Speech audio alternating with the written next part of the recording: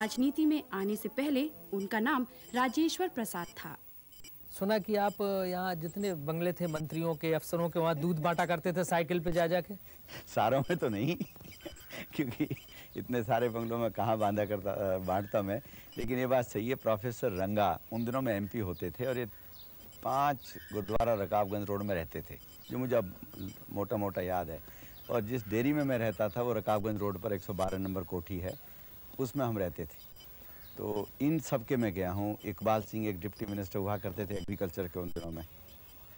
एक बिहार के ही थे सुभाग सिंह जी, डॉक्टर सुभाग सिंह। इन ऐसे मोटे मोटे नाम याद हैं।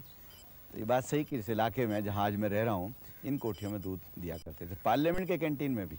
तो दूध बेचते बेचते आप पायलट कहाँ से बन गए? दूध बेचते थे डेयरी में। तो उसके बाद मैंने हायर सेकेंडरी की दिल्ली से और एमबी हायर सेकेंडरी स्कूल से। अब उसमें नंबर बहुत कम आए।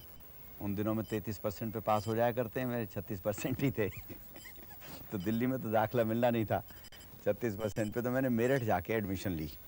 वक्त होता है ज़िंदगी का, कभी कोई काम करो सब सफलता नज़र आती है, कभी कितनी मेहनत करो तो भी नहीं मिलती है। वो मेरे ख्याल में 63 का साल एक बहुत ही शुभ साल था। जो भी काम उठाया, आर्मी में अप्लाई किया, आर्मी में सेलेक्ट हो गए, एयरफोर्स में किया, एयरफोर्स में सेलेक्ट हो गए।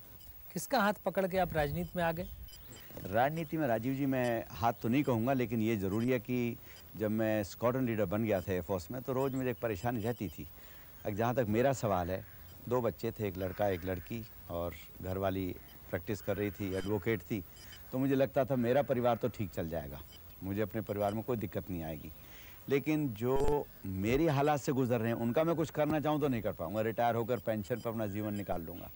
यही सोचते सोचते मैं इंदिरा जी के यहाँ पहुँच गया। एक दिन 12 विलिंगटन क्रेसेंट में रहती थी। एक दिन शाम को खबर की गोवा से कहीं से, और ये कहा कि भाई उनको ढूंढो और उनको भरतपुर से चुनाव लड़ाओ। मुझे टेलीफोन आया उनतले साहब को, जनरल सेक्रेटरी थे, कहा पे आईसीसी में आ जाओ। हम स्कूटर पे अपनी घरवाली को लेके पहुंच गए। जब हम नॉमिनेशन कर राजीव जी, वहाँ हज़ारों आदमी इकट्ठे हो गए। जब मैं नॉमिनेशन करने लगा तो मैंने लिखा राजेश्वर प्रसाद। शोरा नहीं, पायलट है, पायलट लिखो। तो कलेक्टर ने कहा साहब पायलट लिखो। उनका नाम तो मेरा पायलट नहीं है, हवाई जहाज ही तो उड़ाए हैं। उसने कि तुम राजेश पायलट लिखो, राजेश्वर प्रसाद उर्फ राजेश पायलट, और 2 रुपये का एफिडेविट इसमें लगा दो।